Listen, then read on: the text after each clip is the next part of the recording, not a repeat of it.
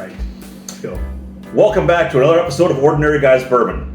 Before I introduce our special guest, I will point out that this is the second time we're recording this very same episode. We just recorded this, and oops, it wasn't recording. It was dry run. So I think we've got all the kinks worked out. Okay. So our special guest today, Chris Corne. Hello. How you doing, Chris? I'm doing good, Dave. Thanks. What's new with you, Chris? Because you were on episode 2. It's been a while. Yeah. And funny enough, episode 2 had a dry recording or a dry run also. That's true. I didn't think about that. Yeah. It did. Yeah. Yeah. So par for the course, but I get to sample the product more than once. This is good. Yeah, and you already did take a couple extra hits of this bottle. Sure did. So I think maybe our banter will be that much That's right. smoother, I think. So since we recorded the last program, you've had some stuff going on. You've been doing some remodeling work. Yeah, ripped out an entire kitchen, redesign. Things are going well there. So we after we thought we were going to move to Georgia. Yeah, almost. And we saw a bunch of things that really my wife was excited about. Mm-hmm. So we've had our house since 2010, so it's not old in any stretch. But there were things that she saw that she really liked and just decided, let's make this one like that. And I think when we talked about that before, I thought it was great because a lot of people will wait and they'll put off renovations until they're ready to move, right? Yes. And so they renovate for the next owner, right? Mm-hmm. Instead of being able to enjoy, right, that investment, because it's not cheap to do this kind of stuff, right? And No. the kitchen is not cheap at all. No. But you had just a couple weeks ago, you christened the kitchen We did. with its first meal, and you've got this. The picture you showed me, you've got this giant island now in the Yeah. kitchen. And so, what was that? What did you do there? So we did with the 3 or 4 kids and their fiancés and whatnot. So we had a big group and we had a Chinese hot pot.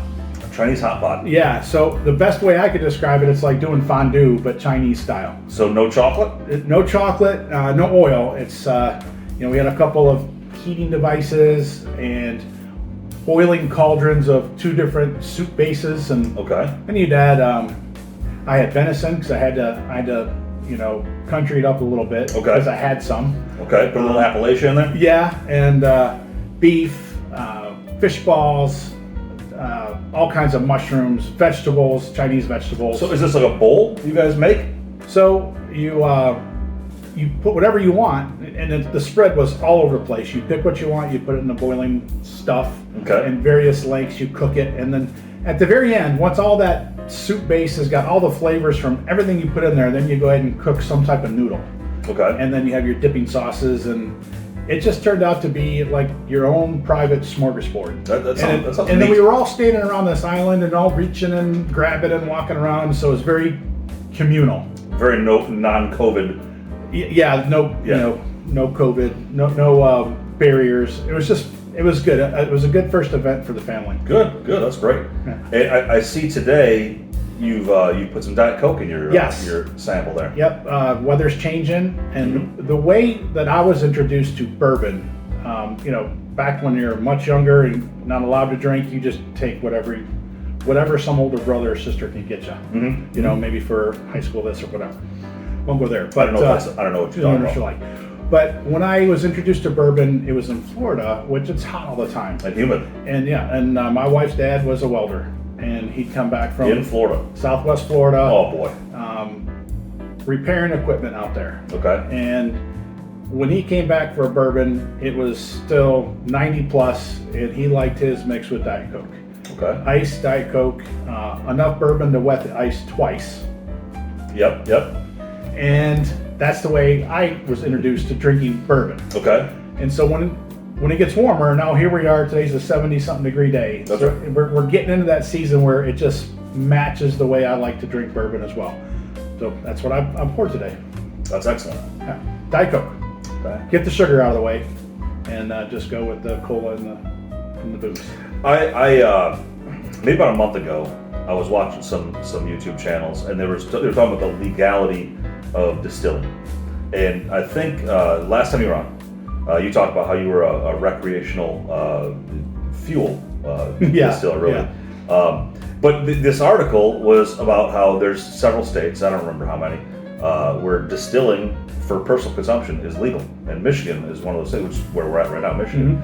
And I was gonna send you that. I've been big on schedule send of texts, right? And I was gonna send you that, and I think you had sent me a text like that was something else was going on that was kind of more serious. And then I had to go back and try to figure out how to unsend the scheduled text. But I'll look it up and I'll find it. I'll send it to you. But apparently, it's legal to distill for personal consumption.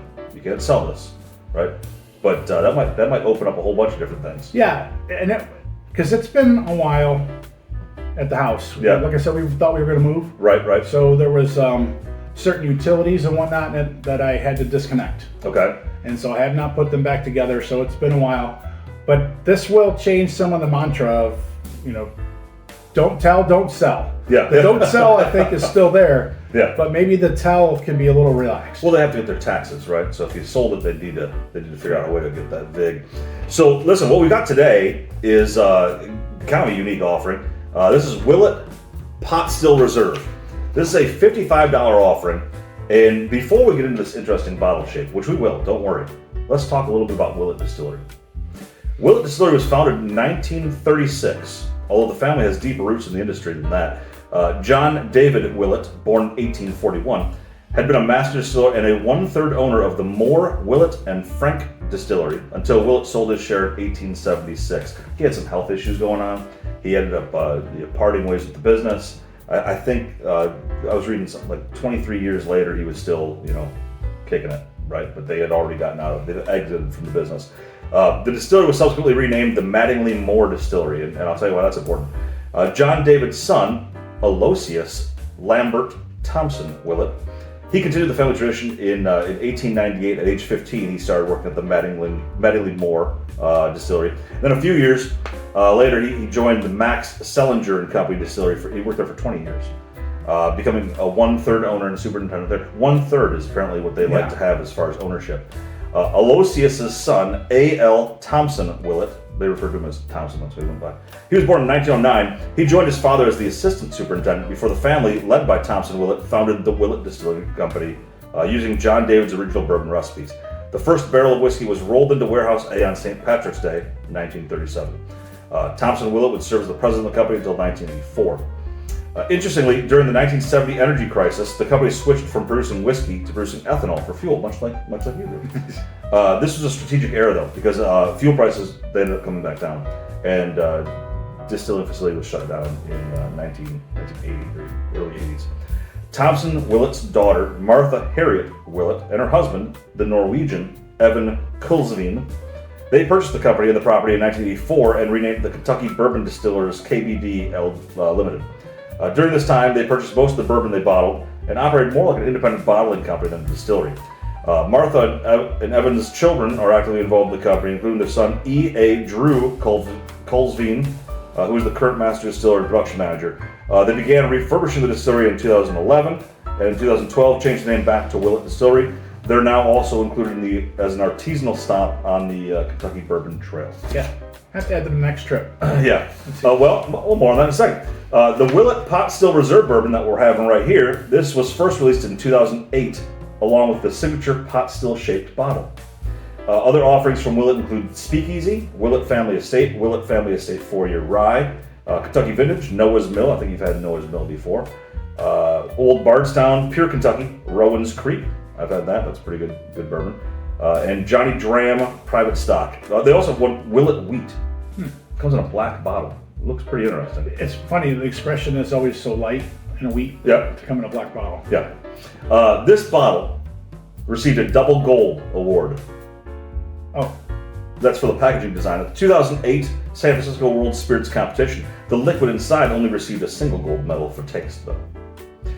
When Willett Pot Still Reserve Bourbon was first released, it was a contract offering. They didn't, as I mentioned, they didn't actually refurbish the distillery in 2012.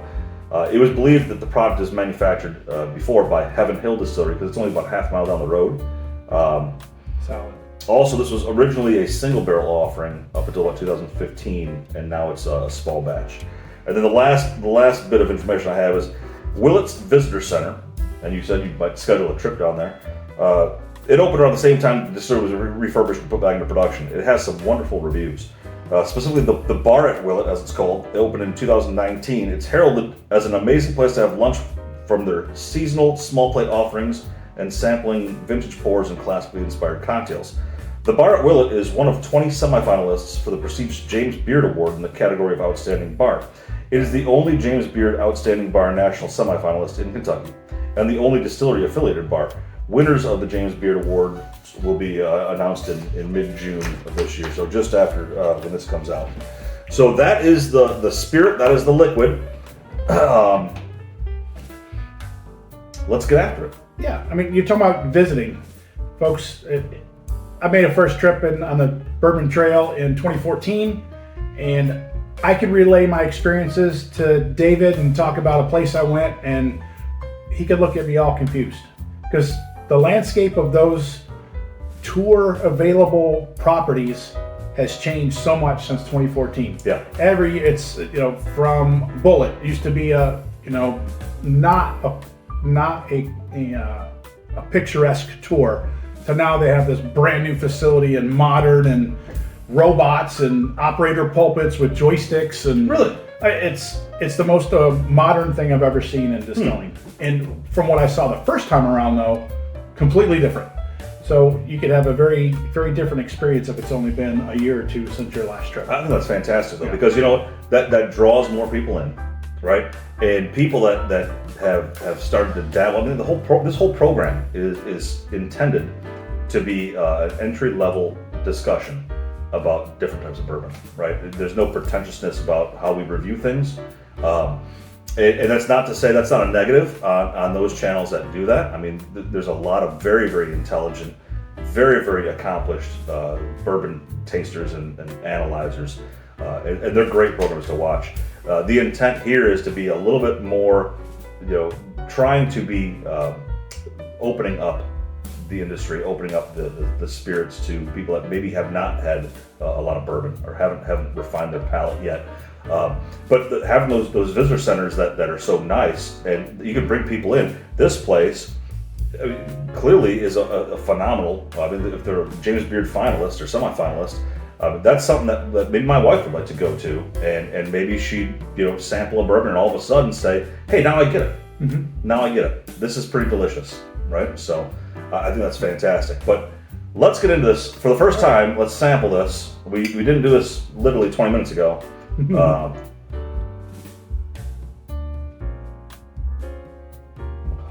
Willett Pot Still Reserve, $55. Yeah.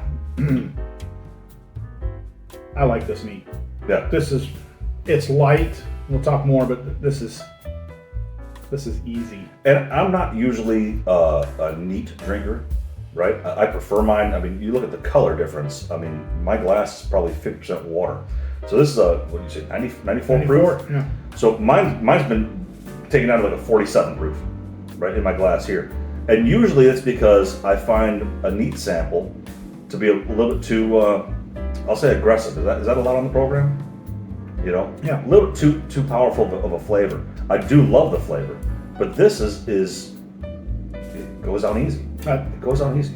Yeah. There's not a huge spiciness. There's not a lot of fire here, but it's very smooth. So a lot of people would like that. I think so too. If you're a cigar smoker, if you're a Scotch drinker, you're going to think this is too light. But yeah, well, I don't know. I don't like cigars. Are you a cigar guy? no. Have you ever been like a I'm going to try to get into this? No. No. Vince, Vince. Mm-hmm. I think when his daughter got married, they had a cigar roller at the wedding. Okay. And that would have been neat to see. If I'm putting tobacco in my mouth, it's a chaw, or it's a dip. I don't like to chew on a cigar. Yeah, no, neither do I. Mm-hmm. So, I tried doing the super mini cigars for a while. Those were okay. All right, they look the same as a cigarette, right? For the cigars, I like those. But let's go to the scoring, all right? And we've already done our ballots are already finished, but let's have the banter. We gotta have the second method. Yeah. Heritage, the maximum score is 20. And this one, so I scored it at 12, right? And it's really based on it has. This company has been start and stop, right? You could say that this specific product didn't come out until 2008, and that's an accurate statement. You could say that this was contract distilling when it came out, also an accurate statement. But if you go back and you look at what John David Willett was doing back in 1936, in 1876, right? I mean, clearly there's some lineage there in the family. Yeah. And the fact that it was his son that took it on next, and now after the energy crisis, his daughter and her husband, right, bought the distillery. Their sons work there. I think there's some lineage. I mean, it's not Jim Beam lineage. It's not Elijah Craig lineage. But it's not Detroit City Distilling either. Right. It's not a knock on Detroit. And it's Detroit also City. not like you have to have a faith. We're missing a gap here. But if you could bridge this gap, then we go back for 200 years. That's right. That's right. This is like discreet. You can do the walk. There's one marriage, change the name, and that's it. You go right back to the start. That's right. So yeah, I think the Heritage here is very solid. So I had a 12 for Heritage. What do you have? I got a 16. 16. Yeah, I agree that. Oh, you know what you're going to benefit from on the second recording of this is that I often accused you of looking over at my scorecard, copying, but I don't have to do that anymore. No. So taste and drinkability, maximum 40 here. Yeah. So I have a midline, right? That there's a daily drink, and it's Evan Williams Bottle and Bond and the green and white label, and I like that neat. I like that on the rocks. I like that prepared this way. It is just a fantastic, very cost-effective everyday drinker for us. Yep. So I compared a lot to this. Now this, on the neat drink, you guys missed first time. I immediately said, Dave, can I have another? I wanted a second pour because I enjoyed the fact that this was a light and sweet, like as if it was weeded. Yep. Okay. Like it was like a Buffalo Trace mash bill number 2 type thing. Okay. Okay.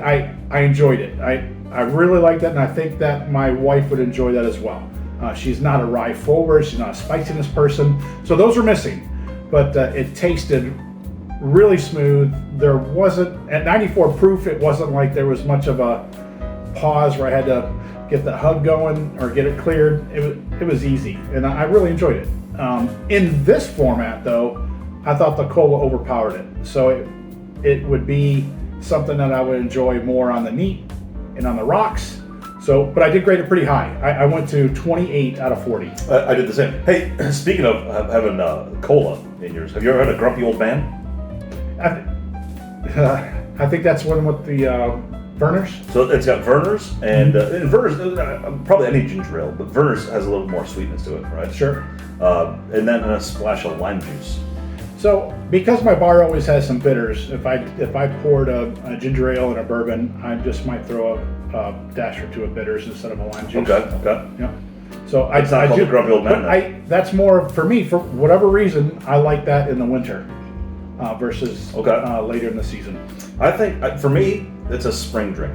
Little Okay. grumpy old man. Kind of like Rolling Rock is, for whatever reason, I associate that with the spring. Okay. First time cutting the grass, you have a Rolling Rock afterwards. Oh, From the old Latrobe Brewery. yeah. Yeah. Affordability. As I said, this is a $55 offering, right? Which a little bit pricier than like a Woodford, a little bit pricier than like you were talking about. You were drinking some Knob Creek 9. Yes. Right. I think it's in that same range as that. So affordability, maximum score of 30. What do you think for here? So they're starting to get, this isn't 10 years ago where you could say a $50 price point was definitely the difference between mass produced and some boutique or limited runs or smaller distillers or stuff you hadn't heard. Now, even with prices of things like Angel Envy coming down into that range because of higher production levels, the $50 point is getting a little blurred. And but at $55, because of the way it graded on taste and affordability, I gave this a pretty high score, and I got it at 20. Yeah, I did the same way. And there's been a couple episodes where the affordability really like ties into the taste and drinkability and ties into the next topic, which is design. And I think it's a perfect segue into design because this is a unique bottle shape, right? I've got it at a 9. Yeah, I'm even at a 10 there. Yeah. And there's a lot of Perfect reasons score. for the design. One, it's eye-catching. I think my wife would buy a piece of glass like that and store as part of another decorative thing at the same price without the juice. Right, okay? right. But what I really focused on is the shape. Even though it's big based, the height of it fits within a store's location that you may have limitations on your bar about how tall you can stack. It does take up a lot of real estate, though. Yeah. You know? So because of the design, the shape, the look of it, and at the price point, putting that on top of my bar, if it's on top of my bar, when you come over, it is wide open. Yeah. Anything on the top of my bar is it's ready to pour. Bourbon is meant to be shared. Yes, and so if it's on top, then it's ready to be shared. Now, if this was a $150 bottle and I couldn't hide it away for special occasions, I would think the design was an impediment. Yeah. Like I couldn't keep it the way I want to, and it's too expensive to put on top. And like you mentioned on the first recording, right? It's not. I mean, it's a very unique bottle, but it's not different so much than like an Old Forester birthday bourbon. Yeah. Right? Yeah. But the Old Forester birthday bourbon, if you can get it, that's a pricier I bottle. haven't won that drawing yet. Yeah, that's a pricier bottle. The other thing about the bottle though that's interesting is I find it a little bit awkward to pour because it's so bottom heavy. But if you and I wasn't gonna have another sample, but I guess I'll have to for the program. Is if you pour it, well, I didn't do it that time. It's because we're We're further down the bottle. You know, the bottle will burp because of how the air has to evacuate the bottle when you're pouring, and it's a unique. So it encourages you to get half the bottle gone. Well, clearly it's worked. It's working. They've encouraged us. That's right. So I had a 9, you had a 10. Yep. My overall score is a 69. Yeah, I got 74, and that went right to I think the difference in our heritage score. Yeah, and you know what's going to be interesting is that if I may, we're done with this. We finally decided what we're going to do with the end of the season. So originally I wanted to have like 24, 25 episodes or so. I was trying to model it off of Frasier, how many episodes that used to have. Okay. Or Cheers. But this will be episode 21 when this is released. Right? So I think we're going to go up to 23. And then I think what we'll do is we'll go ahead and rack and stack the aggregate scores, right? The combined scores of Guest and myself of the bourbons we've had in season 1. And we'll take the top like 7 scores overall. And only 7 because we'll have like a play-in, right? Like the 8th seed will end up being, it didn't make the cut, but it should have, right? Not because of like, well, but its taste was the best. You gotta go by the total score, right? So there might be a bourbon that didn't make the cut that I think I'll slide that in as the 8th seed because it's my channel. But then and I think we'll limit it to 8 because you think about it, then in that final episode of season 1, right? So make sure you smash that notification bell, which I've never said before, but I'll say it now. What it will do is you got 8 samples, and then 4 samples, and then 2 samples. That's a lot of samples, right? I think we might have to forego the neat and it might just be however you want to do it for that episode. But I got to figure out. I think I'm going to do whoever has generated the most views or most likes. I'm not sure. That guest will be the guest of the final episode. There you go. For season 1. Gotta have the method. We'll crown a season 1 champion, and that'll be exciting. That's right. And then we'll take a couple weeks off, and then we'll start season 2. All right. So, hey, well done. Thank you. thank you. Hey, you know what's gonna be interesting? If it didn't record this time, I don't know if we can do another episode. We'll see. I have to get a nap. Until next time, thanks for joining us and Ordinary Guys Bourbon, and we'll see you soon.